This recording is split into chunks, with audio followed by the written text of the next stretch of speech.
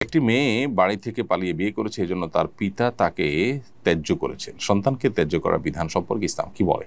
ইসলামে আসলে সন্তানকে ত্যায্য করবার কোনো বিধান নেই।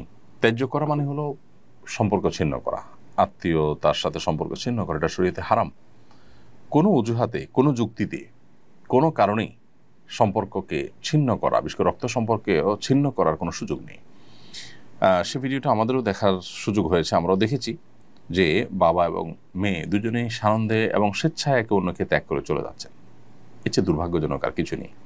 তাদেরকে আমরা অনুরোধ করব তারা যেন আল্লাহকে ভয় করেন, নিজের ইগো, নিজের জেদ, নিজের খেদ, এই সব কিছুকে আল্লাহর নির্দেশের সামনে কোরবানি করে দেন। তাহলে সেক্ষেত্রে দিন শেষে তারা মুসলমান হয়ে উঠতে পারবেন এবং সত্যিকারের যে আত্মসমর্পণকারী সেটা হওয়ার সুযোগ হবে তখন। এই জন্য এই বিষয়টাতে আমাদের খুব বেশি মনোযোগ দেওয়া উচিত, আমরা যাতে কোনোভাবেই আল্লাহর বিধানের বাইরে গিয়ে নিজেদের ইগোকে প্রাধান্য না দিই। এবং এভাবে যদি ত্যায্য করেও শরীরের দৃষ্টিকোণ থেকে এটার কোনো ভ্যালু থাকবে না। এখন প্রশ্ন হলো, একটা মেয়ে খারাপ পথে চলে গেছে, একটা ছেলে খারাপ পথে চলে গেছে, তাকে শাসন করা যাবে না? হ্যাঁ, শাসন করবেন। শাসন করতে গিয়ে সম্পর্ক ছিন্ন করবেন না। শাসন করার জন্য শরীরের সীমানা থেকে অনেক শাসন আপনি করতে পারেন। জীবদ্দশায় যদি কোনো টাকা পয়সা দেন, সম্পদের বন্টন করেন, যে খারাপ কাজ করেছে বা খারাপ পথে গেছে তাকে শাসন স্বরূপ তাকে আপনি কম দিলেন, এই সুযোগ আছে।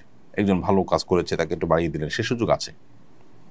অতএব আপনি সে সমস্ত পথগুলো অবলম্বন করতে পারেন, কিন্তু তাকে ত্যায্য করে, আত্মীয়তার সম্পর্ক ছিন্ন করে আপনার এই জেদ মেটাবার সুযোগ কিন্তু নেই।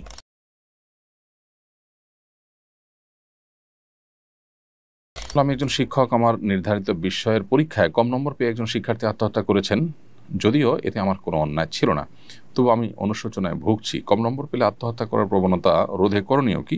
এই জন্য অতিমূল্যায়ন করে বেশি নম্বরও তো দিতে পারি না, পরামর্শ দিয়ে বাজিত করবেন।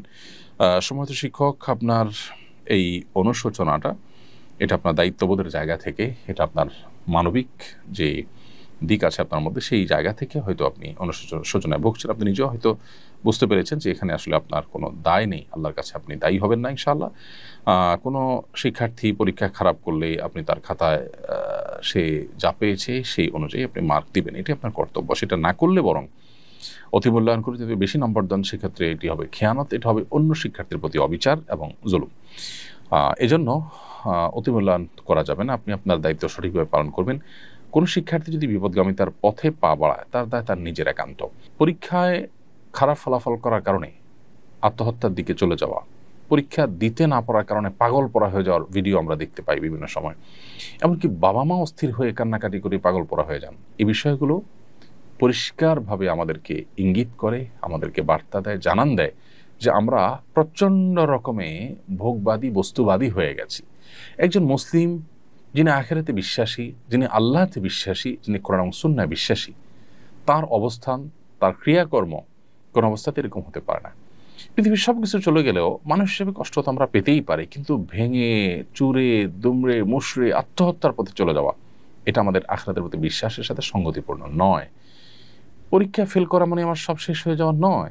আমার পৃথিবীর সবও যদি শেষ হয়ে যায়, আখিরাতটা যদি আমার ঠিক থাকে, তাহলে তো আমার খুশি হওয়া উচিত, শুকরিয়া আদায় করা উচিত যে আমার আখিরাতটা অন্তত ঠিক আছে। অতএব আমাদের মধ্যে ঈমানি চেতনা এটা দুর্বল হয়ে যাওয়ার কারণে, আখিরাতের প্রতি বিশ্বাসটা দুর্বল হওয়ার কারণে বৈষয়িক বিষয়টা আমাদের কাছে অনেক বড় হয়ে দেখা দেয়, এবং যার ফলশ্রুতিতে আমাদের এই অধঃপতন শুরু হয়েছে।